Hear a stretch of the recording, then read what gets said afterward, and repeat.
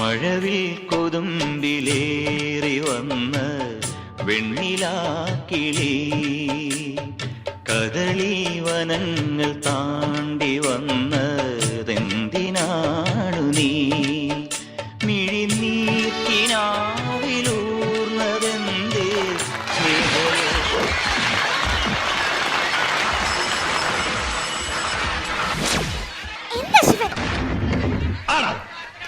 സത്യം പറഞ്ഞ നിന്നെ ഒന്ന് കണ്ട് സ്വസ്ഥമായി തിരുവരെ സൊല്ലാൻ നേടിയാ ഞാൻ വന്നത്. ഇതുപോലൊരു ചാൻസ് എനിക്ക് കിട്ടിയെന്ന് വരില്ല. പിന്നെ എങ്ങനെയൊക്കെയാ നമ്മുടെ പ്രോഗ്രാം? എപ്പോഴാ നമ്മുടെ കല്യാണം? ഇത് അച്ഛനോട് പറഞ്ഞ എങ്ങനെ ഇരിക്കുന്നറിയോ? ആ കൊറേ ഞാൻ സഹിക്കും. അത് കഴിഞ്ഞാൽ നിന്റെ മൂപ്പിലേതാ ഇങ്ങനെ. അത് കഴിയുമ്പോ അച്ഛൻ എന്താ ചെയ്യാന്നറിയോ? പോലീസിനെ വിളിക്കും. പിന്നെ പോലീസ് എന്നെ ഒരു പുല്ലും ചെയ്യാനില്ല. ഇല്ല കാണാം. അവരുടെ കൈ കിട്ടി എങ്ങനെ ഇരിക്കുന്നറിയോ? അടിച്ചവരെല്ലാം പൊളിയാക്കും. നിന്നെ കെട്ടുന്ന കാര്യത്തിൽ എനിക്ക് ഒരു പേടിയില്ല. ഏത് പോലീസായാലും എന്നെ തൊടാൻ വിടില്ല. നേരത്തെ കല്യാണക്കാരൻ വന്ന് പുലിവാലാക്കണ്ട. എന്റെ ജോലിയൊക്കെ ശരിയാട്ടെ. തീരെ സമ്മതിച്ചില്ലെങ്കിൽ നമുക്ക് രണ്ടാക്കൂടെ എങ്ങോട്ടെങ്കിലും ഇതെങ്ങനെ. ഇതൊരു ഒളിച്ചോട്ടത്തിൽ അവസാനിക്കുന്ന ലക്ഷണമേ ഉള്ളൂ. വെറുതെ ഇരുന്ന് എന്നെ പിടിച്ചോടുന്നുള്ള അടിയിടിയൊക്കെ വാങ്ങി തന്നിട്ട് ഒറ്റക്കിരുന്ന് ഒലിപ്പിക്കല്ലേ? പ്രേമിക്കാൻ കണ്ടൊരു നേരം വേണോ? ഇല്ല കൊച്ചെ പോലീസ് ഇറങ്ങി കഴിഞ്ഞു. ഉടനടി ഇവിടെ രക്ഷപ്പെട്ടില്ലെങ്കിൽ അവർ പല്ല് നഖവും പോലും ബാക്കി.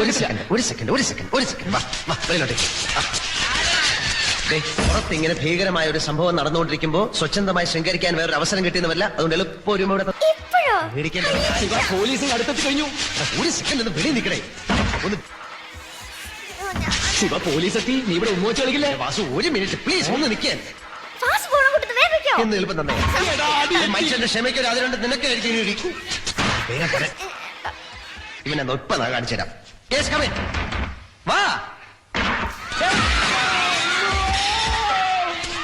ഓടിക്കോ.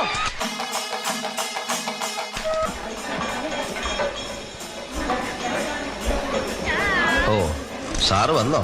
സത്യപ്രതിജ്ഞയ്ക്ക് പോലും കാണാത്തപ്പോ ഞാൻ വിചാരിച്ചു ഇവിടുത്തെ ഉദ്യോഗം രാജിവെച്ചു പോയെന്ന്. കള്ളുകൂടിയനും തെമ്മാടിയുമായ ഒരുത്തന്റെ മുന്നിലേക്ക് ഇങ്ങനെ വരേണ്ട ഗതികേടോർത്ത്. അല്ലെങ്കിൽ അന്ന് എന്നെ പോലീസിന് ഒറ്റിക്കൊടുത്ത കുറ്റബോധം കൊണ്ട്. Mister chairman, I am not here to take your personal letter of events. Official ഡ്യൂട്ടിയിലാണ് ഞാൻ ഇങ്ങോട്ട് വന്നത്. ചെയർമാന്റെ സ്ഥാനത്ത് നിന്നുകൊണ്ട് കേൾക്കാൻ സൗകര്യം ഉണ്ടെങ്കിൽ ചിലത് പറയണം. ക്ഷേത്രാചാരങ്ങളും ആരാധനാക്രമങ്ങളും പഠിക്കാതെ ചെയർമാൻ തനിച്ചെടുത്ത തീരുമാനങ്ങളിൽ ആക്ഷേപമുണ്ട്. ഏതവന്റെ ആക്ഷേപം? എനിക്കത് പ്രശ്നമല്ല. പഠിപ്പിന്റെ കാര്യമാണെങ്കിൽ ഇയാളെ പോലെ IAS ബിരുദവും സബ് കളക്ടർ പദവിയൊന്നും ഇല്ലെങ്കിലും കാര്യങ്ങൾ മനസ്സിലാക്കാൻ ബുദ്ധി എനിക്കുണ്ട്. ഇവിടുത്തെ ഭരണം എങ്ങനെ നടത്തണമെന്ന് എനിക്കറിയാം. തനിച്ച് കഴിയാൻ തോന്നില്ല, പ്രത്യേകിച്ചും ക്ഷേത്രത്തിനകത്ത്. അതിന് അധികാരപ്പെട്ടവർ വേറെയുണ്ട്.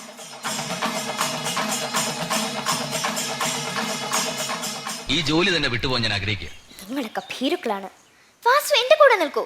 ദേവസ്വം ചെയർമാന്റെ നിർദ്ദേശപ്രകാരം തിരുവാഭരണം മോഷ്ടിച്ചത് വാസുവാണെന്ന് കോടതി പറയൂ. ഒരു മാപ്പ് സാക്ഷിയായി മാറിയാ മതി. ഞാൻ ചെയ്യില്ല സർ. ആദ്യം സാർ വിളിയെ നിർത്തൂ. ഓഫീസിന് മതി ബഹുമാനം ഭക്തി. നീയും നിന്റെ കുടുംബക്കാരൻ ചേർന്ന് കുഞ്ഞിലെ മുതൽ കുത്തിയെ നോവിച്ചില്ല ശിവനെ നിലയിലാക്കിയത്.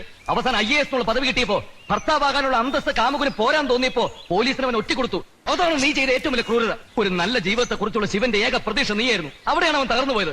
ഇനി ഞാനും കൂടി ചർച്ച പൂർത്തിയായി. നീതി ന്യായമൊക്കെ എന്തോ ആയിക്കോട്ടെ, അവനെ നഷ്ടപ്പെട്ടുകൊണ്ട് എനിക്കൊന്നും ആവണ്ട. സ്നേഹിക്കുന്ന പുരുഷൻ മറ്റൊരു പെണ്ണിന്റെ ഗർഭത്തിന് ഉത്തരവാദിയാണെന്ന് അറിയുമ്പോ ഏത് പെണ്ണും ചെയ്യുന്നതേ ഞാനും ചെയ്തുള്ളൂ. രക്ഷപ്പെടാൻ ശ്രമിക്കണ്ട. കാർത്തി തന്നെയാണ് എന്നോട് പറഞ്ഞത്. ഞാനത് വിശ്വസിക്കില്ല. എങ്കിലെ കുഞ്ഞെവിടെ? പോലീസ് അവളെ ഒരുപാട് ഉപദ്രവിച്ചെന്ന് കേട്ടിട്ടുണ്ട്. അങ്ങനെയൊക്കെ കുഞ്ഞിനെ നഷ്ടപ്പെട്ടിട്ടുണ്ട്. ഇല്ല, നിന്നെ അവൻ എത്രമാത്രം ഇഷ്ടപ്പെടുന്നു എന്ന് എനിക്കറിയാം. അങ്ങനെ പറഞ്ഞിട്ടുണ്ടെങ്കിൽ തന്നെ അത് നുണ അവനെ വഴിയുള്ളൂ. രോഷവും വീര്യവും വിപ്ലവവും ഒക്കെ നശിച്ച് കാർത്തി ഇപ്പൊ ജയിലിലുണ്ട്. ഇപ്പോഴും അന്ന് പറഞ്ഞത് സത്യമാണെന്ന് അവൾ പറഞ്ഞാൽ ലക്ഷ്മി പറയുന്ന എന്ത് ഞാൻ ചെയ്യാം. ഒരിക്കലും കാണില്ലെന്നാ ഞാൻ കരുതിയത്. ഈ അഴികൾ തടയുന്നുകൊണ്ടാ. അല്ലെങ്കിൽ ഞാൻ അങ്ങോട്ട് വന്ന് കാണുമായിരുന്നു. എന്റെ മനസ്സമാധാനത്തിന് വേണ്ടിയാ ഞാൻ തുറന്നു പറയുന്നത്. നിങ്ങളിൽ നിന്നും ശിവേട്ടനെ അകറ്റേണ്ടത് പാർട്ടിയുടെ ആവശ്യമായിരുന്നു. അതിനെന്നെയാണ് അവർ നിയോഗിച്ചത്.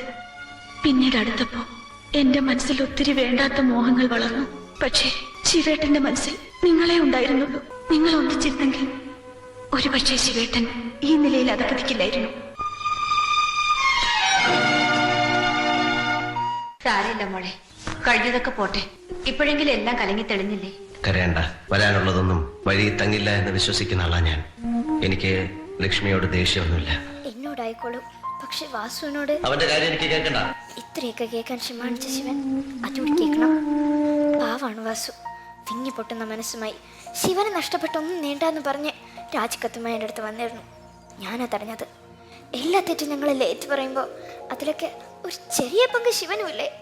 ആര് വേണേ വരത്തോളൂ, ആരോട് വേണമെങ്കിലും പകവച്ചോളൂ. പക്ഷെ വാസു ശിവനെന്ന് വെച്ചാൽ ജീവനാണ്. ഇനി അയാളെ വേദനിപ്പിക്കരുത്. ആ രാജിക്കത്തും ഞാൻ സ്വീകരിച്ചോളാം. അത് ശരി, കൂടെ കൂടെ ഉള്ള സൗന്ദര്യ പണക്കാവും നിങ്ങൾ തമ്മിൽ ഞാൻ വിചാരിച്ചിരുന്നത്. ഇപ്പൊ ഇറങ്ങണം അവിടെ നിന്ന്. അവനില്ലാതെ പടികാരി വന്നാൽ ദാഹിച്ച വെള്ളം അമ്മ ചൂടാവണ്ട, അവനെ കൊണ്ടേ ഞാൻ വരും. ദേ ഇതിനുകൂടെ ഉത്തരം പറഞ്ഞിട്ട് പോ. ഈടാ അവന്റെ ഒരു ചിങ്കാര ചിരി. വാസുവിന്റെ കൊലപാതകവും അമ്മയുടെ മരണവും ജയിൽവാസവും കടന്ന് കാലം ശിവനെ സാത്വിക രൂപത്തിൽ ഈ നാട്ടിലെത്തിച്ചു. സംക്രമം, ഉദയ സംക്രമം, പ്രണവതാളത്തിലുണരുന്നിതാ. ബോംബ് വെച്ച് കൊല്ലാനാണ് പ്ലാൻ. ചർച്ചിലോടെന്നൊക്കെ പറയുന്നത് കേട്ടു. ആരാണ് എങ്ങനെയാണ് ചെയ്യാൻ പോകുന്നതെന്ന് എനിക്കറിയില്ല. ഇക്കാര്യം ഇവിടെ വന്ന് പറഞ്ഞു എന്നറിഞ്ഞാൽ ഇവിടുന്ന് ഇങ്ങോട്ടുണ്ടാവൂല. എങ്ങനെയെങ്കിലും സ്വാമിയെ രക്ഷിക്കണം. ഹലോ കൺട്രോൾ റൂം, ഇന്ന് രാത്രി തൊട്ട് രഥം പോകുന്ന റൂട്ടിൽ എവറി 100 മീറ്റേഴ്സ് ഒരു കോൺസ്റ്റബിൾ വീതം പോസ്റ്റ് ചെയ്തിരിക്കണം. എവിടെ നിങ്ങളുടെ DIG? ആരാ പറഞ്ഞത്? ആരോട് ചോദിച്ചേ തോന്നിയാസം കാണിച്ചത്? ഞാൻ സമ്മതിക്കില്ല. ഹലോ ഹലോ, എല്ലാം പരിശോധിച്ചോ? ഇദ്ദേഹം സമ്മതിക്കുന്നില്ല. ഇയാൾ ആരാത് പറയാൻ? സെക്യൂരിറ്റി മെഷേഴ്സിന് വേണ്ടി എവിടെ എങ്ങനെയും പരിശോധിക്കാൻ ഞങ്ങൾക്ക് അവകാശമുണ്ട്. മര്യാദയ്ക്ക് കേട്ടില്ലെങ്കിൽ ഫോഴ്സ് ബേസ് ചെയ്യേണ്ടി വരും. Carry on. ക്ഷമിക്കണം, എനിക്കൊരു കാര്യം പറയാനുണ്ട്. എന്താ? നാളത്തെ ശാന്തിയാത്രയിൽ കുഴപ്പമുണ്ടാക്കാൻ ചിലർ ശ്രമിക്കുന്നതായി അറിഞ്ഞു. ജീവൻ തന്നെ അപകടപ്പെടുത്താൻ. അതെ, ഈ സിറ്റുവേഷനകത്ത് സെക്യൂരിറ്റി അറേഞ്ച് ചെയ്യാൻ എനിക്ക് സമയം വേണം. 24 മണിക്കൂറെങ്കിലും. ഒരു ദിവസത്തേക്ക് ഈ യാത്ര മാറ്റിവെക്കണമെന്ന് പറയാനാണ് ഞാൻ വന്നത്. എന്റെ രക്ഷയെ ഓർത്താണെങ്കിൽ ഈ ശരീരം നശിക്കുന്നതിൽ എന്തിരിക്കുന്നു? എന്റെ ദൗത്യം നിറവേറ്റുക തന്നെ വേണം. എൻ്റെ ഒരു അപേക്ഷയാണ്.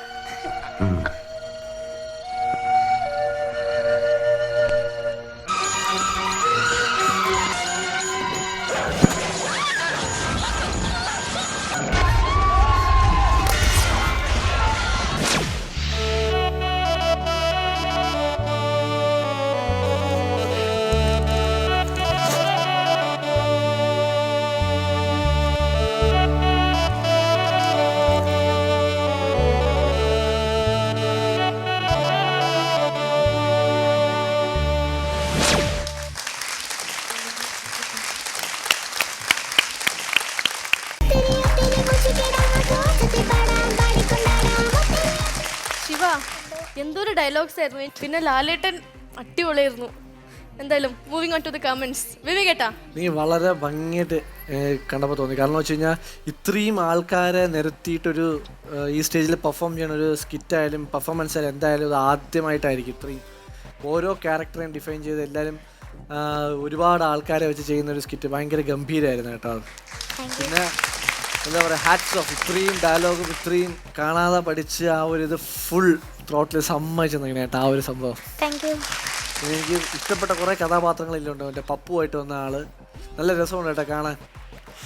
പിന്നെ ഫസ്റ്റ് ജയറാം വന്ന വീഴ്ച എനിക്ക് ഇഷ്ടപ്പെട്ടു. വീണ് സ്കിഡ് ചെയ്തൊരു വരക്കങ്ങ് കൂടെ അതൊക്കെ എനിക്ക് വളരെ ഇഷ്ടപ്പെട്ടു. പിന്നെ ലാലേട്ടൻ ആസ് യൂഷ്വൽ നന്നായിരുന്നു. പിന്നെ ലാലേട്ടൻ വളർന്ന ലാലേട്ടനും സ്വാമിയായ ലാലേട്ടൻ കൊള്ളാം. എല്ലാം എടുത്തു പറയാനായിട്ട് എല്ലാവരും വളരെ ഗംഭീരമായിട്ട് ചെയ്തിട്ടുണ്ട്. അവരെല്ലാവരുടെയും പാർട്ട് വളരെ ഭംഗിയായിട്ട് ചെയ്ത് ആ പോലീസുകാരനായിരുന്നാലും എല്ലാവരും വളരെ ഭംഗിയായിട്ട് ചെയ്തു. അടിപൊളി പെർഫോമൻസ് ആയിരുന്നു. എല്ലാവർക്കും വലിയൊരു കൈയ്യടി. നിങ്ങൾ ഓരോരുത്തരും, ശിവ മാത്രമല്ല ഓരോരുത്തരും അത് ഗംഭീരാക്കി അവരവരുടെ റോൾ എന്ന് വേണം പറയാൻ. ഇത് ഇത്രയും ഒരു വെൽ പ്ലാൻഡ്, നിങ്ങൾ ഇത്രയും പ്രാക്ടീസ് ചെയ്ത് ഒരു well plan NEET clean act ഇത് കോറിയോഗ്രാഫ് ചെയ്ത സാറിനാണ് ഒരു വലിയ കൈയ്യടി. കാരണം ഇത്രയും പേര് അവരുടെ പാട്ട് അത്രയും ആ തുടക്കത്തെ പാട്ട് പാടിയ ആളുടെ എക്സ്പ്രഷൻ എൻ്റെ അമ്മേ അത് ഓർമ്മയിലേക്കുള്ള അത് ഞാൻ വിട്ടുപോയിട്ട ആ സംഭവം. അത് വളരെ നന്നായിരുന്നു. ഒരു കണ്ണ് അടച്ചിട്ട് പാടും പോലെയൊക്കെ തോന്നിയിട്ട് എന്ത് രസമായിട്ട് അത് ക്യൂട്ടായിരുന്നു പാടുന്നതാണ്. ഒപ്പം തന്നെ ലാലേട്ടൻ, അയ്യോ ഞാൻ വലിയൊരു ഫാനായി മാറിയിട്ടോ. അടിപൊളിയായിരുന്നു. രണ്ട് ലാലേട്ടൻ കിടിലൻ. പിന്നെ ജയറാമേട്ടൻ അടിപൊളി. എല്ലാവരും ഓരോരുത്തരെ പറ്റി പറയുകയാണെങ്കിൽ ഓരോരുത്തരും അവരവരുടെ പാട്ട് സൂപ്പറായിട്ട് ചെയ്തു. എനിക്ക് തോന്നുന്നു ഇത് എപ്പോഴും ഓർത്തിരിക്കുന്ന ഒരു ആക്ട് ആയിരിക്കും ഫോർ ഷുവർ. ഒരുപാട് ഇഷ്ടപ്പെട്ടു ശിവ. Keep it up. ഇത്രയും ഡയലോഗ്സ് കാണാതെ പഠിച്ച് പറയാന്ന് പറഞ്ഞാൽ it's not easy thing. Shiva ഓരോ പെർഫോമൻസ് കഴിയും തോറും ഇങ്ങനെ മേലേക്ക് പോയിക്കൊണ്ടിരിക്കുക. അങ്ങനെ തന്നെ ഇരിക്കട്ടെ. ആ ലാസ്റ്റ് ആ ബ്ലഡ് വന്നതൊക്കെ അയ്യോ ഭയങ്കര നന്നായിരുന്നു. ശരിക്കും നമ്മൾ ഇങ്ങനെ ഇരുന്നവര് നമ്മൾ ലാസ്റ്റ് ഇങ്ങനെ അയ്യോ ഇനി വീണിട്ട് ശരിക്കും അവിടെ വന്ന് ഇടിച്ചിട്ട് ബ്ലഡ് വന്നാണോ അങ്ങനെയൊക്കെ തോന്നിച്ചു. ശരിക്കും നല്ലൊരു എഫേർട്ടായിരുന്നു. Keep it up. I really love it. It was an awesome performance. Like എൻ്റെ ലൈഫ് ടൈം ഞാൻ ഓർത്തിരിക്കും ഈ ഒരു പെർഫോമൻസ്. അത്രയും ബ്രില്യൻ്റ് ആയിരുന്നു. And Shiva you are just magical. ഞാൻ ഇങ്ങനെ ഒരു കുട്ടിയെ ഞാൻ ലൈഫിൽ ഞാൻ മീറ്റ് ചെയ്തിട്ടേ ഇല്ല. So you are just A wonderful kid. കഴിയുമ്പോൾ തൊട്ട് സൗഭാഗ്യശ്രീ പറഞ്ഞോണ്ടിരിക്കുക ഇങ്ങനെ ഇത്രയും കുട്ടിയിൽ തന്നെ ഇങ്ങനെ ഒരു പേഴ്സണാലിറ്റി എന്ന് എനിക്ക് ഫീൽ ചെയ്തിട്ടുള്ള. നമ്മൾ പേഴ്സണാലിറ്റി എന്നൊക്കെ പറയുമ്പോൾ അമിതാഭ് ബച്ചൻ എന്നൊക്കെ ഇങ്ങനെ ആലോചിക്കുമ്പോൾ നമുക്കൊരു പേഴ്സണാലിറ്റി വാവ് ടവറിംഗ് എന്നൊക്കെ തോന്നുന്നത്. ഇതൊരു കൊച്ചു കുട്ടീനെ എനിക്ക് എന്തൊരു കിടിലം പേഴ്സണാലിറ്റിയാണ് എൻ്റെ ദൈവമേ എന്ന് എനിക്ക് തോന്നിയത് ശിവാണ്. അടിപൊളി പെർഫോമൻസ് ആയിരുന്നു പറഞ്ഞാൽ അത്രയും കിടിലായിരുന്നു. ആൻഡ് ജയറാമിൻ്റെ പോർഷൻ ഞാൻ അന്തം വിട്ടുപോയിട്ട് എന്ത് കിടിലൻ എക്സ്പ്രഷൻസും ലുക്ക് വെച്ചിട്ട് കൈ എടുക്കുന്നതൊക്കെ ഫ്ലോലെസ് ആയിട്ട് ചെയ്തു. പിന്നെ മോഹൻലാലായിട്ട് വരുന്ന 2 പേരും ഇതിന് മുന്നേ കിടുക്കിയിട്ടുള്ള ആൾക്കാരാണ്. സോ ഒരു bunch of super talented kids ആയിരുന്നു എനിക്ക് സ്റ്റേജിൽ കാണാൻ പറ്റിയത് ടുഗെദർ. അതിന് ഒരു കൊറിയോഗ്രാഫറിനെ വേണം താങ്ക്സ് പറയാൻ. ശിവ അത്രയും അഡ്മിറേഷൻ ഉണ്ട് എനിക്ക്. ഞാൻ അഡ്മയർ ചെയ്യുന്ന ഒരു കുട്ടി ഏതാന്ന് ചോദിച്ചു കഴിഞ്ഞാൽ I will definitely say it is Shiva. എനിക്ക് ഇതുവരെ ഒരു കുട്ടിയോടൊരു അഡ്മിറേഷൻ എനിക്ക് ഇതുവരെ തോന്നിയിട്ടില്ല. But I really admire you. You are such a brilliant kid and hats off. Super performance. ഇത്രയും പറഞ്ഞാലും നമുക്കത് തീരുന്നില്ല. എങ്ങനെ എക്സ്പ്രസ് ചെയ്തിട്ടും ആ ഒരു ഹാപ്പിനെസ് തീരുന്നില്ല. So please come here. ഓടിവാ.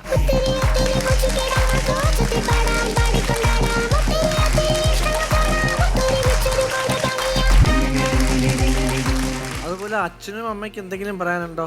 ഇന്ന് ശിവയുടെ പ്രിൻസിപ്പൽ മാമിന്റെ ബർത്ത്ഡേ ആണ്. അപ്പോൾ അവളത് ഈ പ്രോഗ്രാം അവൾ തന്നെ പറയട്ടെ ഡെഡിക്കേറ്റ് ചെയ്യുന്നത് മാമിനാണെന്ന്. പിന്നെ ഇന്ന് നല്ലൊരു സന്തോഷകരമായൊരു സംഭവം ഉണ്ടായി. ഇന്ന് ഉച്ചയ്ക്ക് മേനോൻ സാർ, ബാലേന്ദ്ര മേനോൻ സാറ് വിളിച്ച് വാട്സപ്പ് ചെയ്തിരുന്നു.